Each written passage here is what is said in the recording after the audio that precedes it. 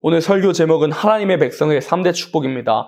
하나님은 당신의 백성들에게 완전한 축복을 주시고자 하고 싶으시는 하나님이십니다. 로마서에서는 당신의 아들까지라도 주시니가 어떤 것을 은사로 더하여 주시지 아니하겠느냐라고 말씀을 하셨습니다. 그래서 하나님은 당신의 백성을 완전한 축복을 주고 싶어 하는 것이 하나님의 심정인 동시에 언약의 말씀이요 약속의 말씀인 동시에 그 축복을 베풀어주시는 하나님이신 것입니다. 그래서 우리는 축복을 요구하는 것보다도 하나님의 말씀대로 살아가는 것이 참으로 하나님의 백성이 되어야 된다는 것이 더 급선 문제일 것입니다. 그래서 하나님은 참되시고 말씀대로 축복을 주시고자 하시는 그런 책임이 있는 것이니 이제 하나님의 백성이 받는 세 가지 축복이 무엇인지 이 오늘 본문 성경에서 배워보도록 하겠습니다. 첫 번째 대지 무엇입니까? 자녀 축복입니다. 시편 144편 12절 합독하겠습니다. 우리 아들들은 어리다가 장성한 나무 같으며 우리 딸들은 궁정의 식양대로 아름답게 다듬은 모퉁이 돌과 같으며. 아멘. 하나님의 백성의 3대 축복 첫 번째부터가 자녀 축복입니다. 이 자녀 축복보다 귀한 하나님의 축복이 아마 더 없을 겁니다. 우리 아들들은 어리다가 장성한 나무 같으며 우리 딸들은 궁정의 식양대로 아름답게 다듬은 모퉁이 돌과 같다 그랬습니다. 말세에 있어서 가장 큰 축복은 자녀 축복이라는 것을 우리가 성경을 통해서 알 수가 있습니다. 믿음의 조상 아브라함은 누구 씨로 말미암아서 복 준다 그랬습니까? 내 씨로 말미암아서 아들 이삭을 통하여서 복을 주신다고 말씀하셨습니다. 첩에게 얻은 이스마엘이 아니라 사라에게 얻은 그 이삭으로 말미암아서 복을 주신다고 분명히 말씀한 같이 말세종에게도 이런 자녀 축복이 있어야 될 것을 우리가 이 예표적인 아브라함의 모습에서 우리는 알 수 있습니다. 자녀 축복보다 더 귀한 축복이 없죠? 실제로 없잖아요.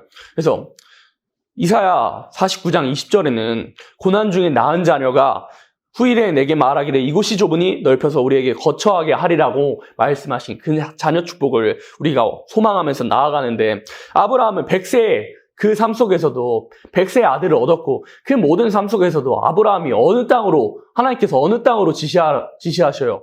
아비집을 떠나라 그랬는데 어느 땅으로 가라 그래요. 어딘지도 모르는 지시할 땅으로 가라고 하는 그런 유리하는 세월도 방황하면서 길을 도무지 알지 못하는 세월도 겪었고 아내를 몇 번이나 뺏깁니까? 2번이나 뺏기는 일도 있었습니다. 그런 고난이 있었지만 하나님께서는 그 시련과 그 고난과 그런 역경 속에서 그 뒤에는 하나님께서 분명히 주시고자 하시는 이삭을 주셨고 또 그냥 이삭을 주시기만 하면 얼마나 좋았을 것인데 하나님께서 이삭을 어떻게 하라고 하십니까? 이삭을 바치라 그랬잖아요. 말씀에 온전히 의지해서 믿음으로 칼을 갖다 대기 직전까지 놓았습니다. 또 이삭은 그 아버지의 산으로 가는 길에 양이 없음을 알매도 그냥 따라갔습니다. 순종하며 나아갔습니다. 이를 기록할 때 히브리서에서는 아브라함이 어떤 믿음으로 아들에게 칼을 여기까지 댔냐면 내가 만약에 죽일지라도 죽은 자 가운데서 하나님께서 살리심을 믿고 칼을 대기까지 갖다 댔다 그랬습니다. 그럼 믿음의 사람인 아브라함의 그 믿음을 보시고 그제서야 하나님을 경외하는 줄 알고 그 언약을 이뤄가신다고 세계적인 언약을 세워주셨습니다. 그럼 우리는 아브라함의 자손들이잖아요. 영적 이스라엘은 아브라함의 자손들인데 아브라함의 자손된 우리들도 세계적인 언약이 이 땅 가운데서 이루어지는 세계적인 언약이 뭡니까? 그 결론이 뭐예요? 새 시대 넘어서 주시는 그 무궁한식 시대의 천국이잖아요. 그 축복을 받고자 소망하는 사람들도 자신의 삶 속에서 이삭을 제일 하나님보다 우선시되고 예배의 자리보다 우선시되고 하나님의 일 하는 것보다 우선시되는 것을 내려놓을 때 그 축복을 우리를 통해서 이뤄가신다는 것이 하나님의 언약의 말씀이라는 것입니다. 그래서 우리 하나님의 종된 자로서 자녀에 대해서 큰 관심을 두지 않을 수가 없습니다. 근데 어떤 관심을 둬야겠어요? 자녀에 대해서 큰 관심을 둬야 되는데 어떤 관심을 둬야 되는 것이냐 할 때 오직 자녀가 하나님을 경외하느냐 그렇지 아니하느냐에 대해서만 그 목적만 두고 나아가야 된다는 것입니다. 그 목적만 두고 나아가면 이전 것들을 하나님께서 다 채워주십니다. 실제로 다 채워주셔요. 그래서 우리 자녀들을 양육할 때 성경적으로 양육을 하려면 이 자녀가 하나님을 경외하느냐 그렇지 않느냐에 대해서만 목적을 두고 세워야 된다 그랬습니다. 먼저 그의 나라와 의를 구하라. 그리하면 뭐라 그랬습니까? 모든 것을 너희에게 채우시고 천부 하나님께서는 너희에게 필요한 모든 것을 아시고 땅의 것을 구하지도 말라 그랬습니다. 자기 자녀들을 생각을 안 해요. 자기 자신만 잘 되면 이 자녀들도 똑같이 잘 되겠지 하면서 키워내지도 않고 다음 세대를 길러내지 않고 양육하지 않습니다. 이것이 성경적으로 얼마나 큰 범죄임을 간과하고 있습니다. 다음 세대를 길러내지 않는다는 것이 하나님 앞에 큰 죄악임을 우리가 성경적으로 알 수 있습니다. 하나님께서 명령하신 지상 명령이 무엇입니까? 인간을 세우시고 가장 제일 먼저 명령하신 게 생육, 번성, 충만이잖아요. 이 생육, 번성, 충만이라는 것은 육적으로 번성하라는 의미도 있지만 하나님께서 말씀하신 진짜 영적인 의미를 아는 사람은 드뭅니다. 생육, 번성, 충만하라 하셨는데 말라기 말씀에 보면은 경건한 자손을 얻고자 하신다는 것이 하나님의 말씀입니다. 육적인 자손이 아니라 경건한 자손, 하나님의 말씀을 경외하는 자손을 얻고자 하시는 것이 하나님의 말씀이요. 이 생육, 번성, 충만하라는 것은 육의 자손으로 길러내라는 게 아니라 에서의 자손으로, 에돔의 자손으로 길러내라는 것이 아니라 야곱의 자손으로 길러내라 이 말입니다. 믿음으로 길러내라 이 말입니다. 경건한 자손으로, 하나님을 경외하는 자손으로 이뤄내라는 것이 우리에게 주신 생육, 번성, 충만의 사명입니다. 이사야 23장 4절에는 시돈에 대해서 경고를 하시면서 시돈이 먹고 사는 빵 문제에만 혈연이 돼가지고 자녀들을 양육하지 못한다는 것을 책망을 하고 계십니다. 현실에 갇혀서 청년 남자들이 양육하지 못하고 처녀들을 생육지 못한 그 죄로 인한 하나님께서 경고하시고 심판하시겠다고 말씀하고 계십니다.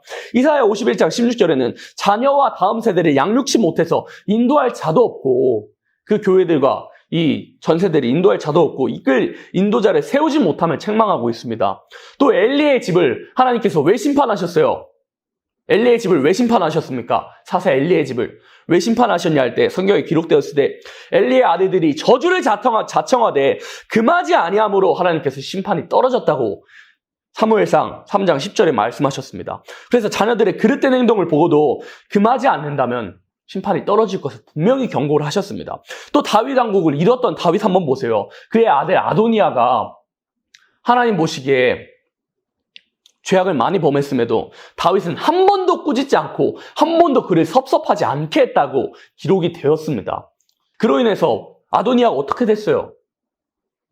반역을 도모하다가 나중에는 처형을 당하잖아요. 초달하지 아니하는 이 자녀들이 하나님의 말씀으로 살아가지 아니함에도 초달하지 아니하는 부모는 뭐가 없다고 그랬어요? 그 자녀를 사랑하지 않다고 그랬습니다. 또한 에스겔서 14장 20절에는 그 환난 날에는 노아 같은 사람, 다니엘과 같은 사람, 욥과 같은 사람이 있을지라도 그런 신앙을 가진 사람이 있을지라도 그들은 자녀도 건지지 못하고 자기의 의로 자기의 생명만 건지리라고 하나님의 삶을 두고 단언하셨습니다. 맹세하셨습니다. 그렇다면 아무리 자기 자신이 신앙생활로 바로 설지라도 자녀들과 다음 세대를 양육하지 못하면 자녀들은 죽는다는 것을 우리는 알 수 있습니다. 길러내야 된다는 것입니다. 양육해야 된다는 것입니다. 마지막 환난의 다림줄이 무엇입니까? 율법적인 심판이 갑절로 다시 한번 반복이 되는 것이 환난시대 다림줄입니다. 우리 교회들에게 이 예수님께서 7 교회들에게 먼저 하신 말, 내가 내 행위를 아노니, 행위를 보시는 아주 무서운 때입니다. 가장 무서운 이 조만한 죄로 인하여서 가정이 심판받고 개인이 심판받는 그런 때에 우리 자녀들이 잘 양육할 사명이 우리에게 분명히 있는 것입니다. 그래서 아무리 자기 자신이 신앙생활에 바로하고 훌륭할지라도 그 자녀를 훈계하지 아니하면 하나님께서 그 책임을 물으시고 환난 날에 우리 자신이 자기 의와 자기 행위와 하나님의 긍휼하심을 입어서 구원을 받을지라도 자녀들이 양육하지 못하고 신앙으로 바로 세우지 못하면 자녀들은 환난에 빠진다는 것이 분명히 무섭고 두려운 하나님의 말씀입니다. 이건 제 말이 아니에요. 하나님의 말씀이에요. 분명히 단언하셨습니다. 하나님의 삶을 두고 맹세하셨습니다.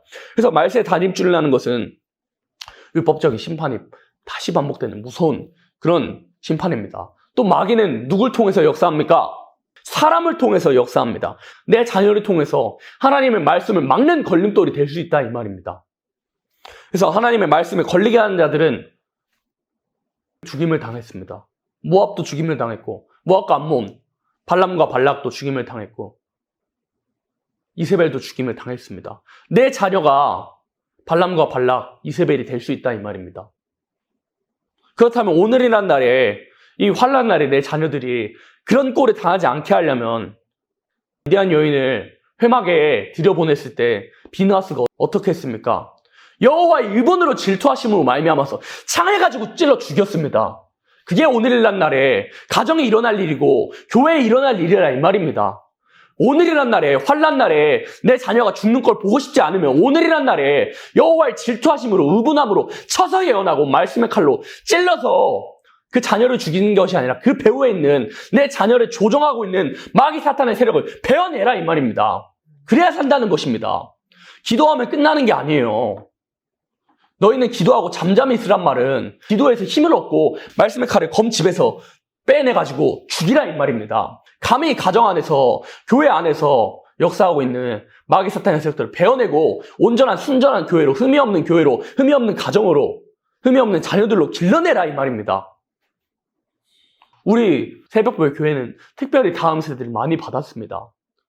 청년들이 정말 많아요. 얼마나 귀한 일입니까? 우리가 이 청년들, 우리 자녀들 똑바로 길러내지 못하면 이 환난 날에 주님께서 우리에게 책임을 물으실 수도 있다는 것을 우리가 알아야 될 것입니다. 이 시기는 어떤 시기입니까? 지금 몇째 나팔까지 불었습니까?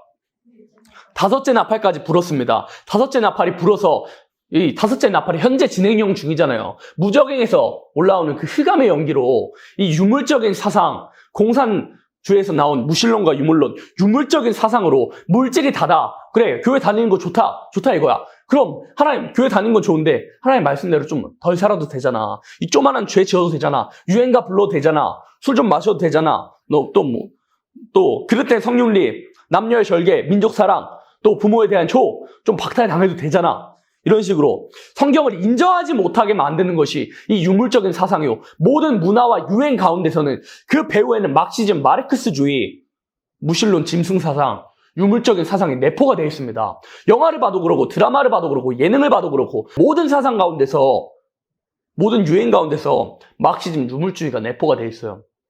그래서 우리는 산순교의 삶을 살아가야 되는 사람들인데 우리 자녀들에게 산순교를 어떻게 가르칠 것이냐 할 때 유행을 물들지 말라고 가르쳐야 됩니다.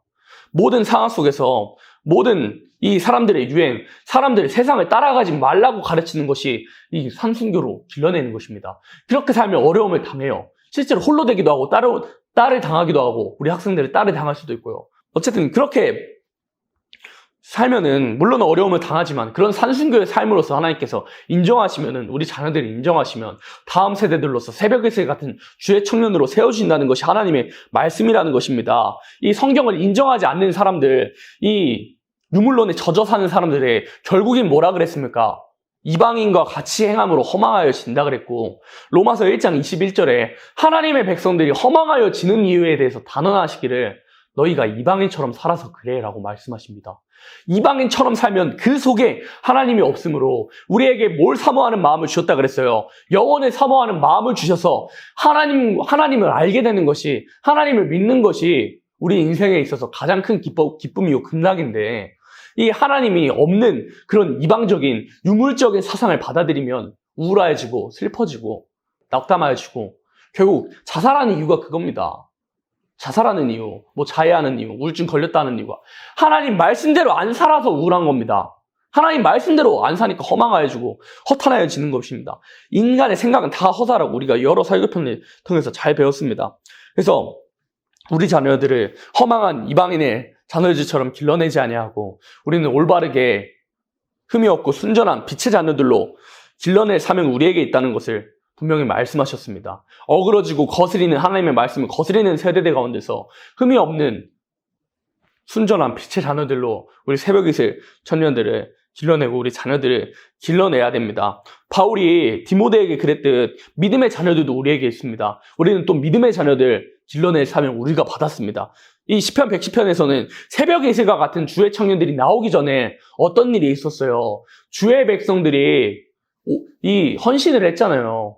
이 기성세대들이 할 역할이 이건 것 같습니다. 헌신하는 겁니다. 다음 세대들, 이끌어갈 다음 세대들, 여호수아 같은 종들과 엘리사 같은 종들을 세워내는 것이 우리 교회 사명인 것 같아요. 다음 세대들을 세워내는 것이. 다음 세대들을 세워내지 아니하면 참 비참합니다. 그 끝의 결말이. 그래서 오늘이란 날에 하나님의 일과 말씀에는 마법처럼 갑자기 뿅 되는 것도 없고 이 갑자기 기적이 일어나는 것도 없습니다. 홍해가 갈라지기 이전에는 하나님께서 동풍으로 바람을 계속 불게 하셨고 모세 같은 지도자가 일어나기 위해서는 모세를 어려서부터 애굽의 그런 학식과 이 말을 잘하게 하는 것으로 교육하게 하셨고 또 그 광야에서 40년을 헤매게 하셨습니다.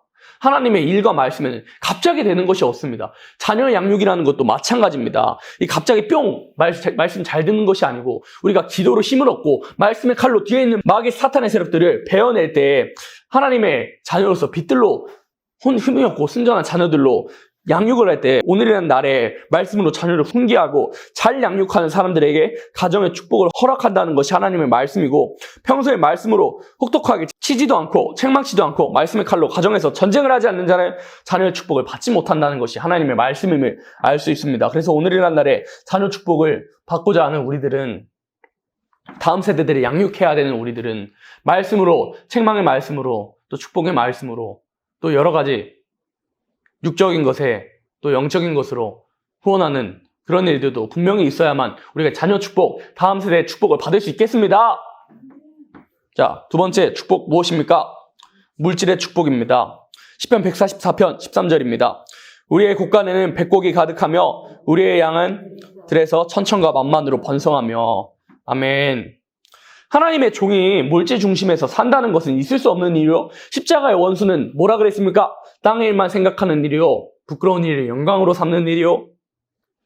배를 신으로 삼는 일이라고 말씀을 하셨지만, 이 돈 자체를 죄악성으로 본다는 것은 탈선된 길입니다. 이 물질이라는 것은 하나님의 뜻대로 내 것임을 인정하지 않고 하나님께서 그저 주신, 거저 주신 은혜라는 것을 인정을 하고 다시 하나님께서 살리시고자 하는 하나님 아버지의 마음이 있는 그곳에 내 시선을 둬서 베풀고 봉사하고 섬기려고 희생하고자 하는, 물질로서 희생하고자 한다면 그 물질로서 하늘의 것을 사는 아주 좋은 축복이 될 것이라는 것을 우리가 여러 성경 구절을 통해서 알 수 있습니다. 이 성경에는 돈에 관한 구절이 2180절이 넘게 나와요.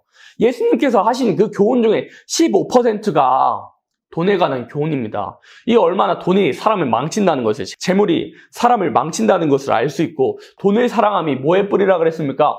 일만 악의 뿌리라고 말씀하셨고, 부자 청년이, 그 율법을 잘 지켰던 부자 청년이 예수님의 말씀을 들을 때 돈 때문에 근심하면서 돌아갔습니다. 자기 소유를 주라 그러니까, 가난한 사람들에게.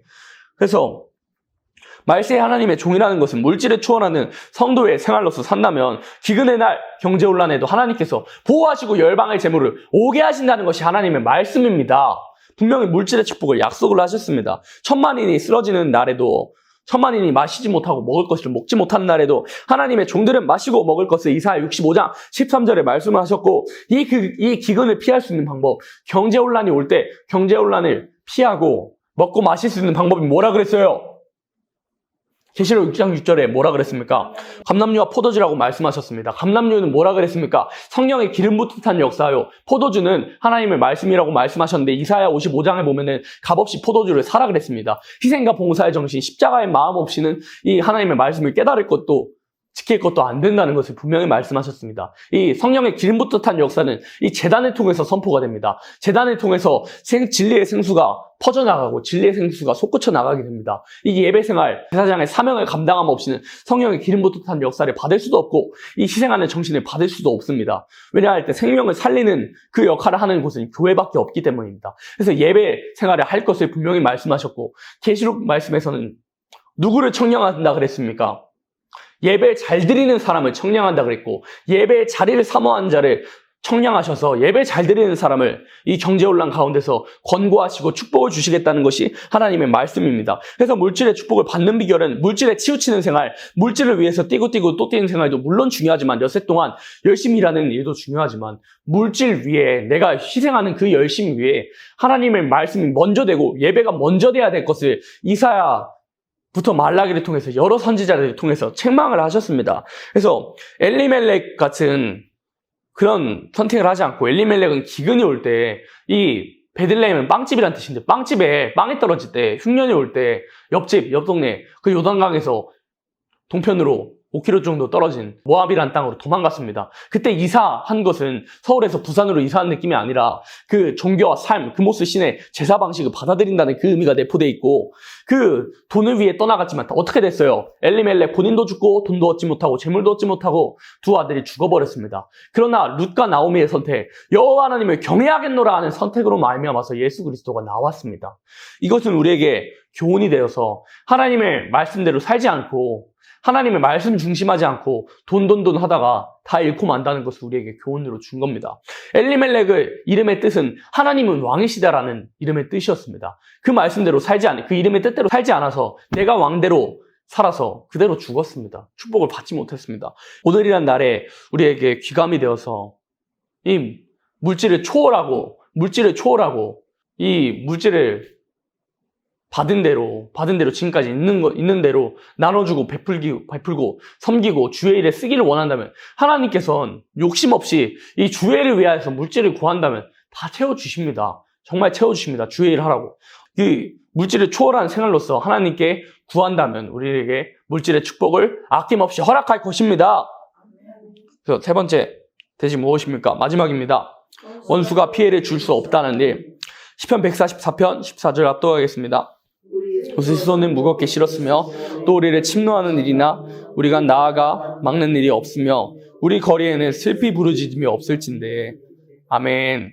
이 하나님의 3대 축복 마지막은 원수가 피해를 줄 수 없게 만들어주시는 일입니다. 이 원수가 피해를 줄 수 없게 만들어주시는 일은 지금 오늘이란 날에 말씀하신 것이 아니고 이 환난 날에, 정말 무서운 환난 날에 원수가 피해를 줄 수 없도록 우리 자녀들의 또 우리 물질을 또 우리 가정과 교회들의 피해를 줄 수 없도록 하신다는 것이 하나님의 말씀입니다. 그래서 하나님의 집에 원수의 피해를 당하게 한다는 것은 징계임을 우리가 깨달아야 됩니다.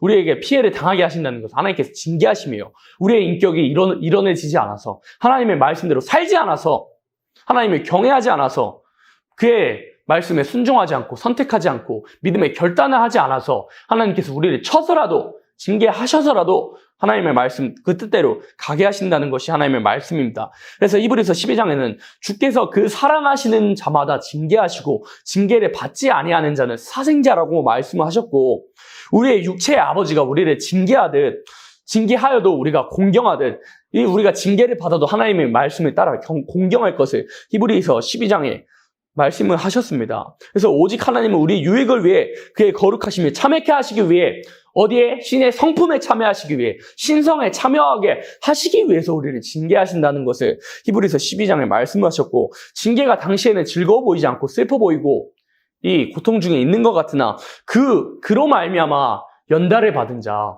이 징계함으로 말미암아서 그 고난을 유익으로 받아들이고 이 징계를 통해서 하나님, 내가 죄인이었군요. 내가 주님 앞에 그릇 행하였고 내 말과 입술로 인해서 예수님 아파하셨군요. 내가 고치겠습니다. 내가 하나님 앞에 바로 서겠고 내가 가정 식구들 올바르게 인도하겠고 가정에 있는 모든 불의한 것들 쳐내겠고 내가 교회에 있는 불의한 것들을 쳐내겠습니다 하며 깨닫는 생명은 징계가 복이 되는 겁니다.